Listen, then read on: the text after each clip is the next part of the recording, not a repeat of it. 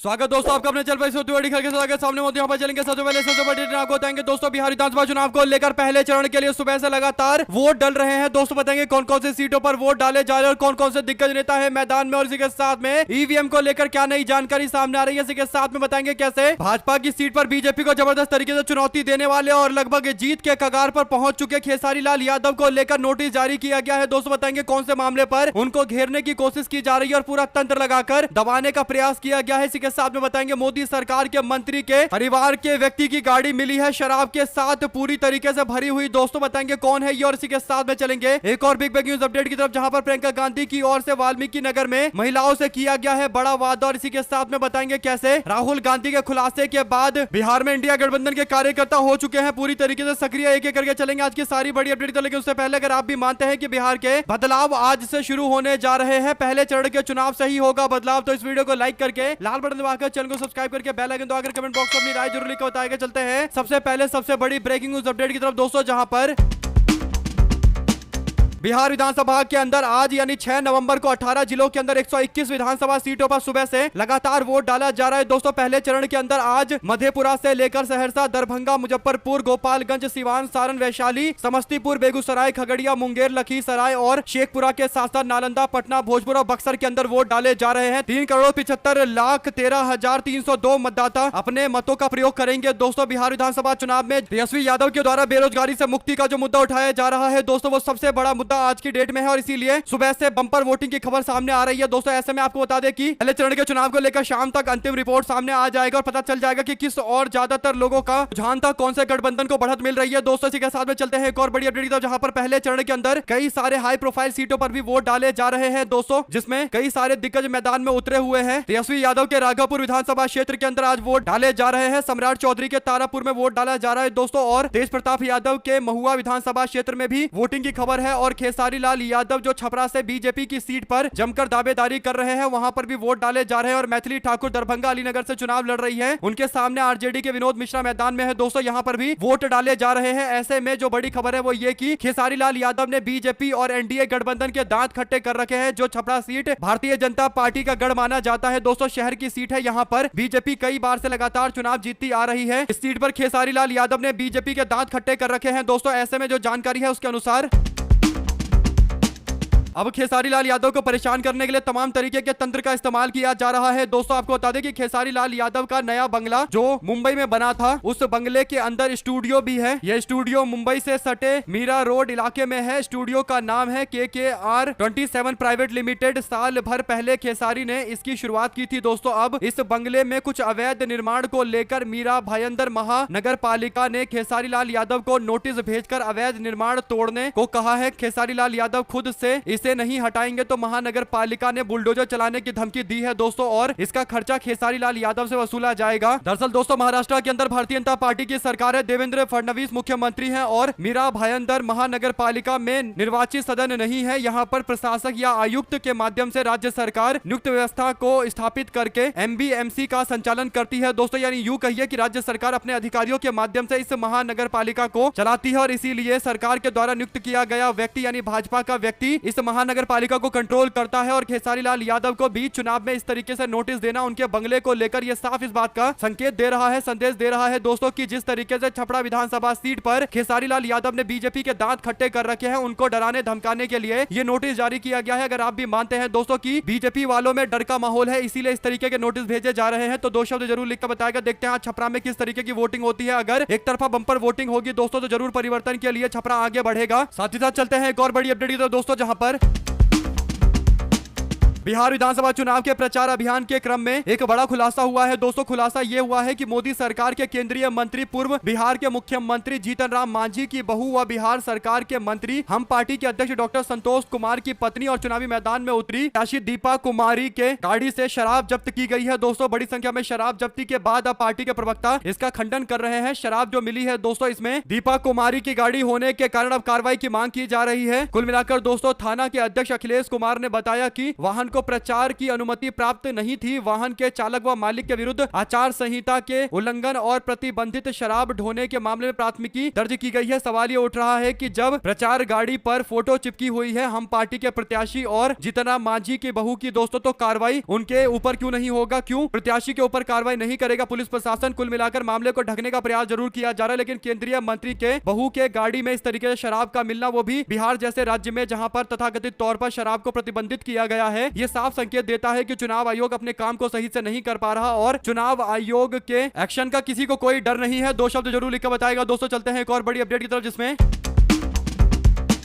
Congress party की महासचिव प्रियंका गांधी वाड्रा बुधवार को वाल्मीकि नगर विधानसभा क्षेत्र के अंदर थरूहट इलाके में स्थित हरनाटांड पहुंची, जहां पर उन्होंने जनसभा को संबोधित करते हुए आसपास के लोगों से, खासकर जो हस्तकरघा से जुड़े हुए केंद्र है वहां से जो लोग जुड़े हुए हैं उनसे प्रियंका गांधी मुलाकात करने के लिए पहुंची। दोस्तों लगभग 15 मिनट तक ये बातचीत चली। प्रियंका गांधी ने इस दौरान सेमरा निवासी सरस्वती देवी और छतरौल के निवासी परदेशी देवी से बातचीत की दोस्तों, और उन्होंने करघा उद्योग से होने वाली आय, पारिवारिक खर्च और बच्चों की शिक्षा और रोजगार संबंधित घटनाओं के बारे में जानकारी इकट्ठा की दोस्तों। और इसके बाद करघा में होने वाली आय से परिवार का गुजारा कैसे हो रहा है ये पूछा, तो सबने बताया कि बहुत मुश्किल से होता है और इसीलिए उन परिवार के लोगों की बातें मीडिया में प्रियंका गांधी की ओर से उठाया जा रहा है। दोस्तों कुल मिलाकर बिहार चुनाव में प्रियंका गांधी कई सारी रैलियां कर रही है और लोगों से संपर्क साधकर कोशिश कर रही है कि ज्यादा से ज्यादा लोगों तक पहुंचा जाए और उनके दुख दर्द को जाना जाए। ऐसे में प्रियंका गांधी बेतिया के चनपटिया में भी प्रचार करने के लिए पहुंची दोस्तों, जहां पर उन्होंने कहा कि 20 साल में सरकार ने बस आपको संघर्ष करने की आदत डलवा दी है। नरेंद्र मोदी कहते हैं कि कांग्रेस पार्टी के पोस्टर पर तेजस्वी यादव की फोटो छोटी सी फोटो है, जिससे गठबंधन में आपसी सहमति नहीं है, विवाद है, ये दिखाई देता है। यानी कांग्रेस और आरजेडी के गठबंधन पर मोदी निशाना साधते रहते हैं, लेकिन खुद ये नहीं बताते कि वो नीतीश कुमार को आखिर रोड शो में लेकर क्यों नहीं गए, क्यों नीतीश कुमार को नरेंद्र मोदी के मंचों पर नहीं आने दिया जा रहा है। अगर आप भी मानते हैं दोस्तों कि सबसे बड़ा विवाद तो मोदी और नीतीश के बीच में है, क्योंकि सबको पता है कि नीतीश इस बार शिंदे बनने की स्थिति में पहुंच जाएंगे अगर गलती से एनडीए गठबंधन की सरकार बनने के थोड़े भी समीकरण दिखाई देंगे तो। अगर आप भी मानते हैं कि नीतीश और शिंदे का भविष्य एक ही तरीके का है और भाजपा वाले शिंदे वाली राजनीति बिहार में रिपीट करने की कोशिश कर रहे हैं, अगर चुनाव नहीं जीतेंगे तो कम से कम जनता दल यूनाइटेड पर जो नीतीश कुमार का कंट्रोल है उसे हटाकर दूसरे किसी व्यक्ति को जनता दल यूनाइटेड का हेड बना दिया जाएगा दोस्तों। इसके लिए बीजेपी के लोग ललन सिंह पर दाव लगा सकते हैं। आप क्या कहना चाहते हैं? अगर आप भी मानते हैं कि प्रियंका गांधी एकदम सही बोल रही है तो लिखिएगा जरूर दोस्तों। इसके साथ में चलते हैं एक और अपडेट की तरफ, जहां पर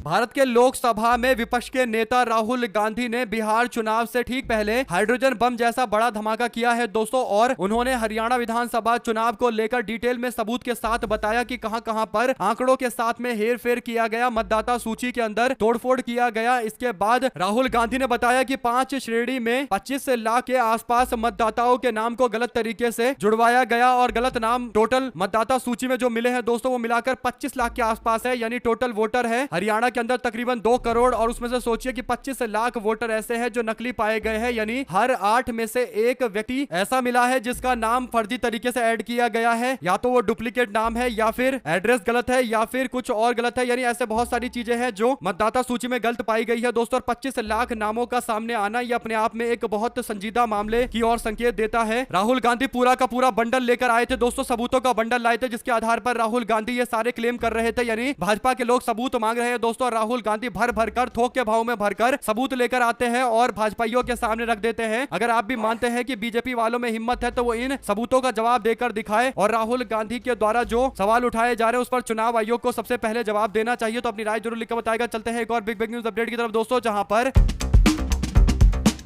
बिहार के मुंगेर में भारतीय जनता पार्टी ने जनसुराज पार्टी के संस्थापक प्रशांत किशोर को एक बार फिर से झटका दिया है। मुंगेर विधानसभा क्षेत्र से जनसुराज पार्टी के प्रत्याशी संजय कुमार ने बीजेपी का दामन थाम लिया। संजय कुमार सिंह को बीजेपी के क्षेत्रीय प्रभारी राजेश कुमार झा ने अपनी पार्टी में शामिल करवाया दोस्तों। इस मौके पर क्षेत्रीय प्रभारी राजेश कुमार झा ने कहा कि संजय कुमार सिंह एक मजबूत साथी है, उनके भाजपा में शामिल होने से एनडीए को और ज्यादा मजबूती मिलेगी। उन्होंने कहा कि प्रधानमंत्री मोदी और मुख्यमंत्री नीतीश कुमार के हाथों को मजबूत करेंगे। झा ने आगे कहा कि दोनों नेता मुंगेर की जनता की चिंता करेंगे और उनकी सेवा करेंगे। एनडीए की जीत और सरकार बनाने का दावा करते हुए उन्होंने कहा कि परिवार में नए सदस्य आने से और सम्मान बढ़ेगा हमारा, और हमारा विचारधारा और ज्यादा स्ट्रांग होगा और जनसुराज पार्टी कमजोर होगी। कुल मिलाकर दोस्तों जनसुराज पार्टी में जिस तरीके से नेता टिकट लेने के बाद भारतीय जनता पार्टी में चले गए, उससे एक बात तो समझ में आ रही है कि ज्यादातर लोग जो बीजेपी में टिकटार्थी थे और उनको टिकट नहीं मिला तो वो जनसुराज में मौका ढूंढ रहे थे। इसमें से कुछ ने तो अपना नाम वापस ले लिया और बीजेपी में वापस लौट आए, लेकिन मैक्सिमम लोग अभी भी चुनावी मैदान में उतरे हुए हैं। यानी यूं कह सकते हैं कि जनसुराज पार्टी के जितने वोट बढ़ेंगे उतना एनडीए गठबंधन को डेंट पहुंचेगा, और ये बात अब धीरे धीरे करके स्पष्ट होने लगी है दोस्तों। वरना दूसरी पार्टी में शामिल हो जाते जनसुराज के लोग, तो माना जाता कि दूसरी पार्टी से भी बगावत करके लोग जनसुराज में आए हैं, लेकिन केवल बीजेपी में जा रहे हैं, तो संकेत स्पष्ट है कि भाजपा के ही ये नेता थे, लेकिन जनसुराज से टिकट के चक्कर में पड़े थे। बाद में टिकट मिल गया तो शायद कुछ प्रोत्साहन दिया गया होगा आने के लिए, यानी कुछ ना कुछ तो लालच मिला होगा दोस्तों, बिना लालच के तो गए नहीं होंगे। ऐसे में जनसुराज पार्टी के तकरीबन 5 ऐसे प्रत्याशी है जो या तो नाम वापस ले चुके हैं या फिर चुनाव लड़ने से पीछे हट चुके हैं। लिखिएगा जरूर अपनी राय जरूर दोस्तों। चलते हैं एक और अपडेट की तरफ, जहां पर उत्तर प्रदेश के कानपुर देहात जिले के अंदर विकास कार्यों की समीक्षा के लिए एक बैठक बुलाई गई थी। दिशा यानी डिस्ट्रिक्ट की एक बैठक बुलाई गई थी दोस्तों, यानी जिले की बैठक थी, जिसमें अलग अलग नगर पालिका परिषद के लोग मौजूद रहते हैं, सांसद मौजूद रहते हैं, सारे विधायक मौजूद रहते हैं और स्थानीय अधिकारी मौजूद रहते हैं। ऐसे में दोस्तों हंगामा जोरदार तरीके का हुआ। दरअसल मामला यह था कि अकबरपुर में बीजेपी के सांसद है देवेंद्र सिंह भोले और पूर्व सांसद अनिल शुक्ल वारसी हैं, जो राज्य मंत्री प्रतिभा शुक्ल के पति हैं दोस्तों, और दोनों के बीच में जमकर नोकझोंक देखने को मिली, आरोप प्रत्यारोप देखने को मिला। जानकारी के मुताबिक जिलाधिकारी कार्यालय के सभागार में विकास कार्यों की समीक्षा के दिशा समिति की बैठक बुलाई गई थी। इस बैठक के शुरुआत में ही माहौल गर्म हो गया। पूर्व सांसद अनिल शुक्ला ने सांसद देवेंद्र सिंह भोले पर समिति का दुरुपयोग करने का आरोप लगाया। वारसी ने कहा कि सांसद भोले अपने चहेते लोगों को जबरन समिति में शामिल करवा रहे हैं, जो स्थानीय लोगों को डराते धमकाते हैं, झूठे मुकदमे दर्ज करवाते हैं और फैक्ट्री मालिकों से वसूली करते हैं। इस बात को लेकर भाजपा के सांसद भड़क गए। फिर दोनों के बीच में तीखी बहसा बहसी देखने को मिली दोस्तों, और मामला इतना ज्यादा बढ़ गया कि हाथापाई जैसी स्थिति आ गई। बाद में जैसे तैसे स्थिति को कंट्रोल किया गया, और एक बात जो स्पष्ट दिखाई दी है कि भारतीय जनता पार्टी के नेताओं की एकता एकदम से खत्म हो चुकी है दोस्तों, और एक दूसरे पर विवादित बयान देने के लिए तैयार है, एक दूसरे को आईना दिखाने के लिए तैयार है। दो शब्द जरूर लिख के बताएगा, ज्यादा से ज्यादा वीडियो को शेयर कीजिएगा। चलते हैं एक और बड़ी अपडेट की तरफ, जिसमें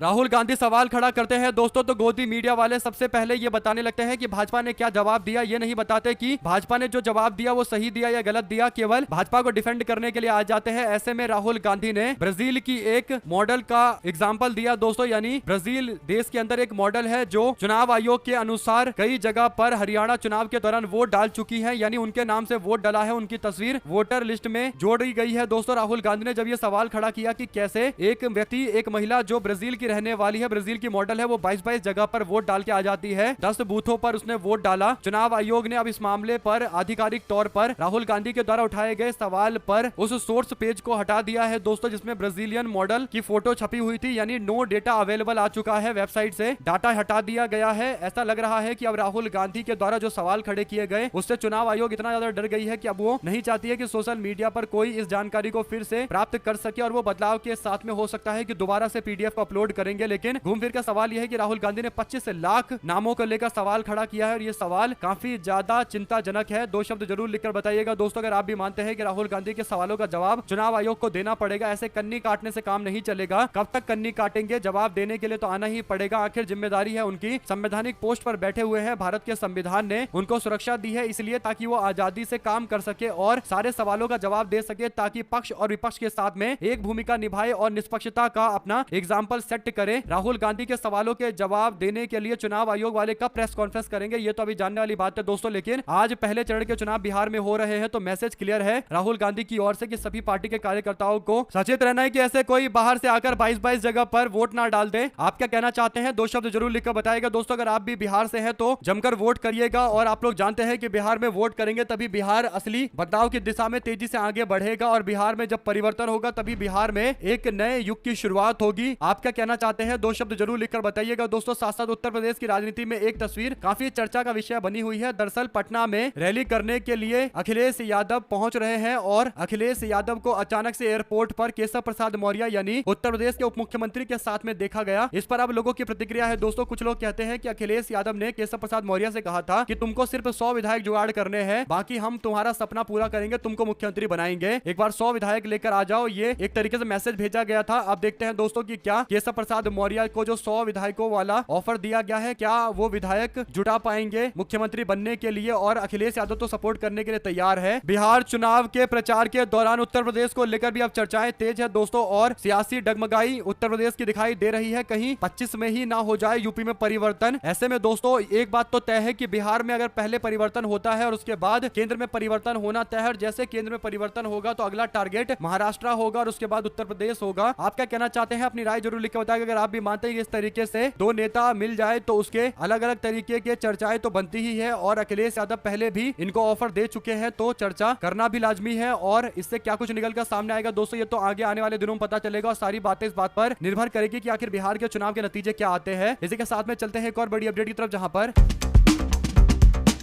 भारत के अंदर महात्मा गांधी और जवाहरलाल नेहरू की तारीफ करना, चर्चा करना इतना ज्यादा खराब बना दिया गया है दोस्तों, एक पार्टी से जोड़कर कि कई लोग महात्मा गांधी और जवाहरलाल नेहरू को गालियां देते हैं और फिर भी उनके ऊपर कोई एक्शन नहीं होता, जबकि देश के पहले प्रधानमंत्री थे जवाहरलाल नेहरू और राष्ट्रपिता की उपाधि महात्मा गांधी को मिली हुई है। ऐसे में दोस्तों इन अंधभक्तों को, जो लोग बीजेपी के धुन पर सवार है, भाजपा के धुन में मस्त है और नेहरू जी और गांधी जी को उल्टी सीधी बातें बोलते रहते हैं, उन लोगों के लिए करारा तमाचा है दोस्तों। खबर यह है कि दुनिया के सबसे ज्यादा बड़े और सबसे ज्यादा अमीर बोर्ड कहे जाने वाले न्यूयॉर्क कॉर्पोरेशन के बोर्ड के चुनाव में भारतीय मूल के व्यक्ति जोहरान ममदानी ने चुनाव जीता है दोस्तों। जोहरान ममदानी ने चुनाव जीतने के बाद अपना पहला भाषण दिया। इस भाषण के दौरान उन्होंने जवाहरलाल नेहरू और महात्मा गांधी का जिक्र किया, और दोनों नेताओं का जिक्र करते हुए ममदानी ने कहा कि हम लोगों को, न्यूयॉर्क के लोगों को परिवर्तन के लिए वैसे बढ़ना है जैसे जवाहरलाल नेहरू ने भारत की आजादी के टाइम में बोला था कि हम एक नए देश को गढ़ने जा रहे हैं, हम लोग गुलामी की निशानी को मिटाकर आजादी के नए परवाने लिखने जा रहे हैं। और महात्मा गांधी का भी जिक्र वो करते हैं दोस्तों। तो इससे एक बात पता है कि ममदानी जैसे लोग जो न्यूयॉर्क के मेयर के चुनाव जीते हैं और पूरे अमेरिका में उनकी चर्चा आजकल हो रही है, इतने बड़े चुनाव जीतने के बाद उनको महात्मा गांधी और जवाहरलाल नेहरू अच्छे लगे। जवाहरलाल नेहरू का बयान उन्होंने अपने भाषण के दौरान बोला और जवाहरलाल नेहरू और महात्मा गांधी का जिक्र करते हुए एक मैसेज दिया अमेरिका के लोगों को। लेकिन भारत में कुछ लोग बैठे हैं दोस्तों जो व्हाट्सएप यूनिवर्सिटी से ज्ञान लेते हैं और उनको लगता है कि देश के अंदर नेहरू जी की वजह से ही सब कुछ उल्टा हो रहा है, और आप लोग जानते हैं कि इन लोगों को कौन दिमाग में ये कचड़ा भर रहा है। अगर आप भी मानते हैं कि अमेरिका में न्यूयॉर्क सिटी में चुनाव जीता व्यक्ति अगर महात्मा गांधी और नेहरू का नाम ले रहा है, तो आप लोग सोचिए कि कितना बड़ा व्यक्तित्व होगा इन दोनों नेताओं का, जिन्हें छोटा करके दिखाने के लिए पिछले 10-12 साल में न जाने क्या क्या किया गया दोस्तों। और एक नेता जो महात्मा गांधी और जवाहरलाल नेहरू से सबसे ज्यादा चिढ़ता है, उसका नाम भी जरा लिखकर बताइएगा। और एक व्यक्ति है दोस्तों जो नेहरू बनने के लिए तमाम प्रयास कर रहा है और नेहरू के आसपास भी नहीं भटक पा रहा। अगर आप भी मानते हैं कि देश के पहले प्रधानमंत्री जवाहरलाल नेहरू के आसपास भाजपा वाले तो दूर दूर तक नहीं पहुंच पाएंगे, तो लिखकर जरूर बताएगा। चलते हैं एक और अपडेट की तरफ, जिसमें